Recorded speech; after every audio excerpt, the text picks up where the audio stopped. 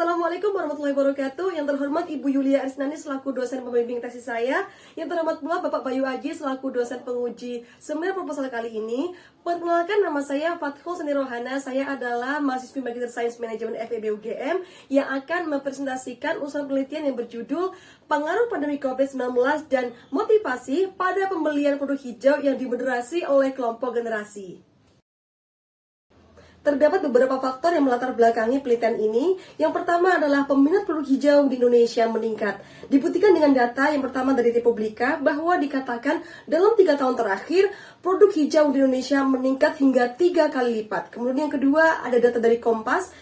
Berdasarkan data survei yang dilakukan oleh Global US Cotton Trust Protocol bahwa 54% pemimpin perusahaan garmen maupun tekstil telah melihat tuntutan konsumen yang baik dari segi praktik maupun produk yang ramah lingkungan telah meningkat semenjak pandemi. Selanjutnya data dari Liputan 6 menyatakan bahwa adanya keyakinan Presiden Jokowi terkait produk hijau yang mana Indonesia memiliki kekuatan pada produk hijau yang diprediksi mampu meningkatkan daya saing di pasar global. Latar belakang kedua dalam penelitian ini adalah munculnya perubahan perilaku saat pandemi COVID-19 di Indonesia. Perubahan perilaku tersebut ditandai dengan meningkatnya sampah sebagaimana pernyataan dari Vanapali tahun 2021 bahwa sejak adanya penyebaran virus corona ini terdapat perubahan perilaku masyarakat yang salah satunya adalah peningkatan kompleksitas pengolahan sampah plastik dikarenakan adanya hidup masyarakat yang lebih berhati-hati dan lebih higienis karena adanya ketakutan tertular virus. Selanjutnya adanya perubahan perilaku konsumsi yang lebih hijau. Beberapa penelitian terbaru telah menunjukkan bahwa selama pandemi COVID-19, persepsi dan pola perilaku masyarakat berubah ke arah yang lebih aman, lebih sehat, dan lebih hijau. Bahkan, pandemi COVID-19 ini menjadi tanda awal transisi konsumsi berkelanjutan. Dua fenomena yang berkebalikan ini, yaitu meningkatnya sampah dan juga adanya perubahan perilaku konsumsi lebih hijau, muncul karena adanya kekaguman.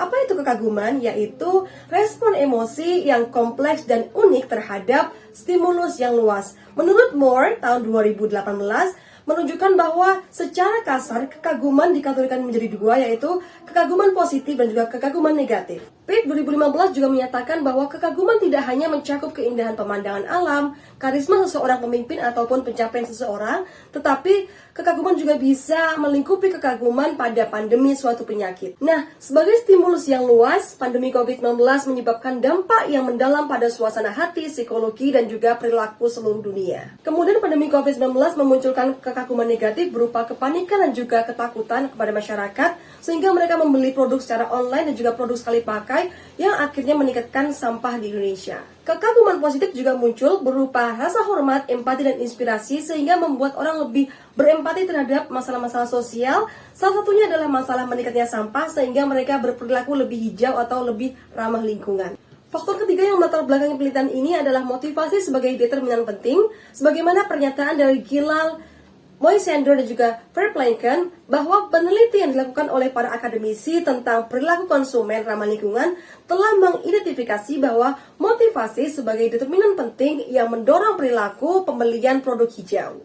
Peneliti menggunakan self-determination theory atau teori determinasi diri sebagaimana yang diungkapkan oleh Gilal et al. Tahun 2018 bahwa teori ini merupakan teori utama yang berfokus pada motivasi manusia yang terbukti efektif dalam mengidentifikasi motivasi seseorang dalam berperilaku. Latar belakang terakhir penelitian ini adalah pentingnya kelompok generasi. Menurut beberapa peneliti bahwa melihat dari sudut pandang manajerial, perbedaan usia penting untuk dipertimbangkan karena dianggap sebagai salah satu bentuk segmentasi pasar yang paling umum. Dan usia juga sering diidentifikasi sebagai moderator utama dalam studi pemasaran. Selanjutnya, terdapat 5 rumusan masalah dalam penelitian ini. Yang pertama, menurut Rahab et al. Tahun 2016, mengambil dari sudut pandang metodologis tentang kajian konsumsi hijau, menyatakan bahwa masih terbuka peluang yang sangat besar penelitian terkait dengan tema konsumsi hijau di Indonesia. Yang kedua, sampai saat ini sebagian besar akademisi menggambarkan motivasi hanya melalui jalur motivasi ekstrinsik saja. Selanjutnya, meta-analisis yang dilakukan oleh Gilal dan kawan-kawan menyatakan bahwa hanya ada 3 studi yang menggunakan 3 jenis motivasi ekstrinsik sebagai variabel independen untuk memprediksi perilaku konsumsi. Yang keempat, Gill et al. 2019 menyarankan untuk menambahkan faktor demografi berupa kelompok generasi sebagai moderator pada hubungan antara 4 jenis motivasi dan perilaku ramah lingkungan atau konsumsi hijau. Rumusan masalah yang kelima, menurut para peneliti bahwa pentingnya konsumsi hijau dari generasi ke generasi perlu diperhatikan. Karena apa? Tindakan mereka saat ini maupun di masa yang akan datang merupakan bentuk tanggung jawab untuk kepentingan masyarakat yang mana lebih jauh lagi dapat berdampak pada ekonomi regional, pelestarian lingkungan, dan kualitas hidup masyarakat luas. Penelitian ini menggunakan dua teori, yaitu teori determinasi diri dan juga teori kelompok generasi. Yang pertama, teori determinasi diri yang dikembangkan oleh Desi dan Rian membahas tentang motivasi yang mempengaruhi seseorang untuk melakukan suatu tindakan. Teori ini mengemukakan bahwa motivasi individu untuk berperilaku dibagi menjadi dua kategori, yaitu kategori motivasi intrinsik dan juga motivasi ekstrinsik. Motivasi intrinsik sendiri adalah motivasi yang keluar dari dalam diri sendiri, dan motivasi ekstrinsik adalah motivasi yang muncul dari luar diri seseorang. Selanjutnya, Desi dan Rian kembali mengembangkan teori determinasi diri ini dengan memperinci motivasi ekstrinsik menjadi 4 bentuk motivasi ekstrinsik, yaitu motivasi eksternal, motivasi introjeksi, motivasi teridentifikasi, dan juga motivasi terintegrasi. Teori kedua yang memayungi penelitian ini adalah teori kelompok generasi. Teori ini dikembangkan oleh Engelhardt tahun 1997 dan merupakan dasar dalam membahas faktor-faktor demografi konsumen berupa kelompok generasi yang berlandaskan usia dan kesamaan karakter serta pengalaman pada suatu periode tertentu. Menurut Fontaine dan Lamb tahun 2011, teori kelompok generasi berguna dalam melakukan segmentasi pasar karena memberikan manfaat tambahan yang unik dibandingkan jika hanya berfokus pada indikator segmentasi lainnya seperti demografis, psikografis, dan atau geografis. Nah, pada penelitian kali ini, peneliti hanya akan menggunakan 3 jenis motivasi ekstrinsik, yaitu motivasi eksternal, motivasi introjeksi, dan juga motivasi teridentifikasi, tanpa menggunakan motivasi terintegrasi. Karena kenapa? Motivasi terintegrasi sering digabungkan atau dikorelasikan dengan motivasi intrinsik dalam banyak studi pemasaran motivasi. Dan berikut adalah pertanyaan dan juga tujuan penelitian saya. Selanjutnya, kontribusi penelitian. Yang pertama adalah kontribusi secara teoritis, yakni pada beberapa penelitian sebelumnya terdapat inkonsistensi hasil terkait pengaruh berbagai jenis motivasi terhadap perilaku konsumen. Maka dari itu, ini menjadi celah penelitian yang ingin dimasuki atau diisi oleh peneliti. Kemudian yang kedua adalah dapat menyuguhkan pembahasan yang lebih komprehensif tentang peran kelompok generasi sebagai pemoderasi motivasi pada pembelian produk hijau. Dan yang kedua adalah kontribusi secara praktis, yaitu dapat menyuguhkan fokus lain untuk para praktisi dan juga pelaku bisnis utamanya yang bergerak di bidang produk hijau agar bisa melakukan segmentasi dan juga pemetaan terkait karakteristik dan juga preferensi dari kelompok generasi, yaitu generasi X, Y, dan juga Z. Kontribusi praktis lainnya adalah dapat menyampaikan pentingnya unsur keberlanjutan dalam pemasaran di tengah fenomena peningkatan sampah pada era pandemi COVID-19. Selain itu, memperkenalkan berbagai macam motivasi dari teori determinasi diri sebagai hal yang krusial untuk dipertimbangkan. Lanjut pada hipotesis penelitian, menurut Atwood dan juga Hajat tahun 2020, pandemi ini tidak hanya menyebabkan perubahan emosi dan juga kognisi masyarakat, tetapi juga perubahan pola konsumsi. Pandemi COVID ini menjadi tanda awal transisi konsumsi berkelanjutan.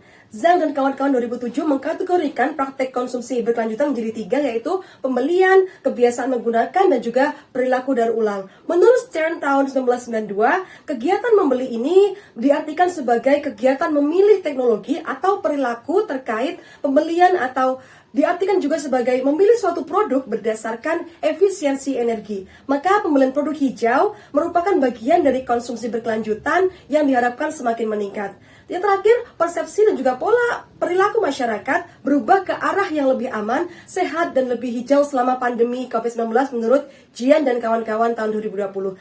Maka tercipta hipotesis pertama, yaitu pandemi COVID-19 berpengaruh positif pada pembelian produk hijau. Selanjutnya, motivasi intrinsik berasal dari dalam diri seseorang yang mendorong untuk berperilaku. Motivasi ini membuat seseorang terlibat dalam suatu aktivitas karena terasa menarik dan juga memperoleh kepuasan secara spontan dari aktivitas tersebut. Motivasi intrinsik memiliki pandangan bahwa seseorang melakukan sesuatu yang menarik untuk dirinya dan berusaha untuk menginternalisasikannya. Nah, proses menginternalisasi ini memunculkan kepuasan yang memicu seseorang untuk berperilaku. Maka Maka, seseorang yang termotivasi secara intrinsik untuk membeli produk hijau akan muncul pada dirinya perilaku loyal dan ingin melakukan belanja produk hijau. Oleh karena itu, lahirlah atau terciptalah hipotesis yang kedua, yaitu motivasi intrinsik berpengaruh positif pada pembelian produk hijau.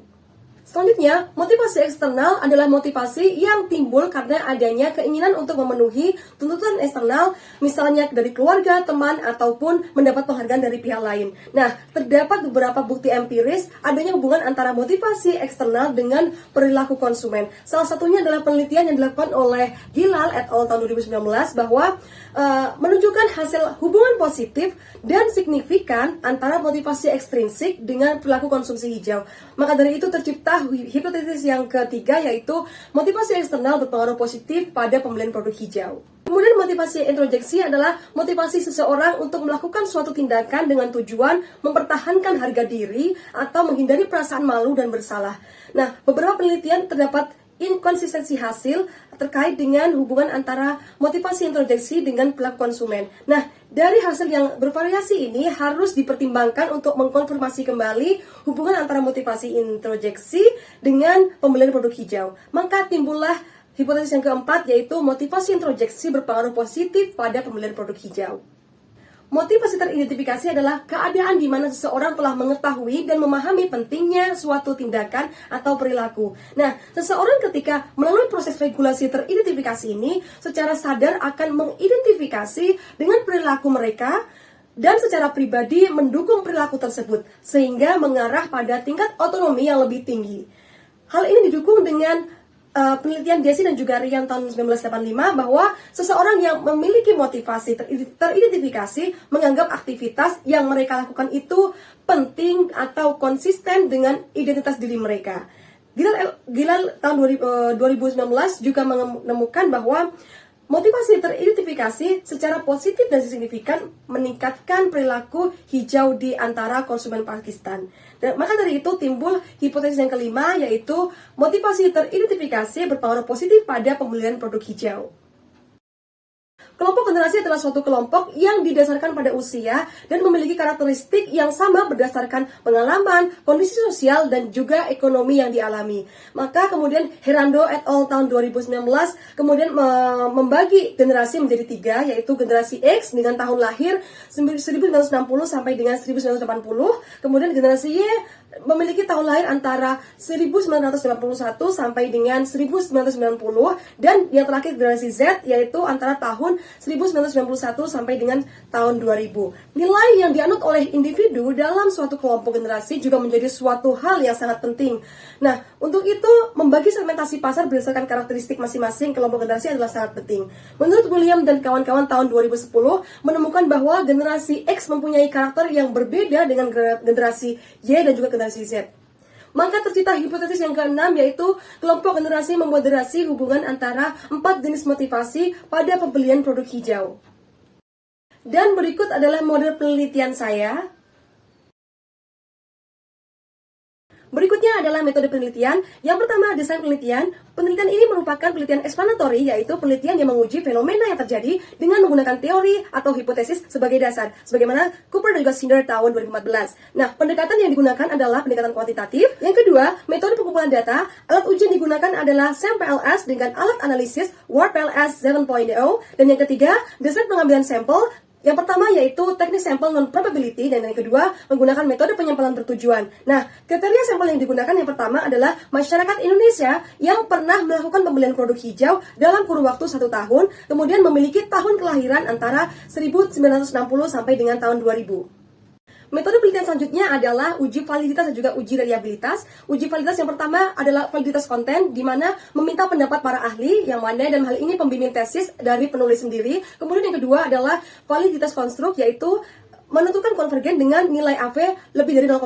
Dan yang kedua menentukan diskriminan, yaitu dengan nilai loading atau akar AV yang paling tinggi dalam kelompok konstruknya sendiri. Dan yang terakhir adalah uji reliabilitas, yaitu memiliki nilai Crunchbatch alpha dan composite reliability lebih besar dari 0,6 menurut Scaran dan Bugi tahun 2013. Kita masuk pada pembahasan definisi operational variable. Yang pertama, pandemi COVID-19 didefinisikan sebagai peristiwa menyebarnya penyakit baru di seluruh dunia yang disebabkan oleh munculnya influenza baru, yakni virus corona, dan sebagian besar manusia tidak memiliki kekebalan menurut WHO tahun 2020. Kemudian yang kedua, motivasi intrinsik didefinisikan sebagai motivasi yang berasal dari dalam diri seseorang yang mendorong untuk berperilaku. Dan yang ketiga, motivasi eksternal, yaitu motivasi yang timbul karena adanya keinginan untuk memenuhi tuntutan eksternal, misalnya keluarga, teman, atau untuk mendapat penghargaan dari pihak lain. Selanjutnya adalah motivasi introjeksi, yaitu motivasi seseorang untuk melakukan suatu tindakan dengan tujuan supaya mempertahankan harga diri atau menghindari perasaan malu dan bersalah. Dan yang terakhir adalah motivasi teridentifikasi, yaitu keadaan di mana seseorang termotivasi melakukan suatu aktivitas atau kegiatan karena telah mengetahui dan memahami pentingnya suatu tindakan atau perilaku tersebut. Berikutnya, pengukuran variabel dan skala penelitian.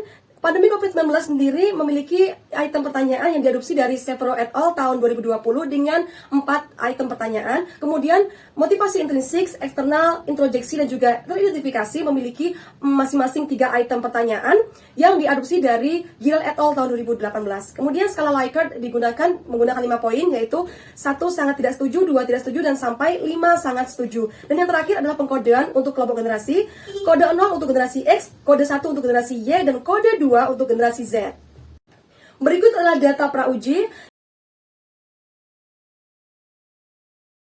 Selanjutnya, hasil uji validitas. Indikator yang digunakan dalam penelitian telah valid secara konvergen karena mengelompok dalam satu konstruk dan memiliki muatan faktor yang lebih dari 0,5 serta memiliki p-value di bawah 0,05. Hare tahun 2014. Syarat lainnya suatu konstruk memiliki validitas konvergen, yaitu ketika masing-masing konstruk mempunyai nilai AV lebih dari 0,5 sesuai dengan data di atas. Kemudian suatu konstruk dikatakan memiliki validitas diskriminan jika indikator memiliki nilai loading atau akar AV yang paling tinggi dalam kelompok konstruk sendiri yang sesuai dengan data di samping. Nah, teman-teman sekalian, dilihat dari data di atas bahwa nilai Cronbachh alpha dan juga composite reliability-nya lebih dari 0,6 sehingga konstruk dikatakan reliable. Terima kasih atas perhatiannya. Wassalamualaikum warahmatullahi wabarakatuh.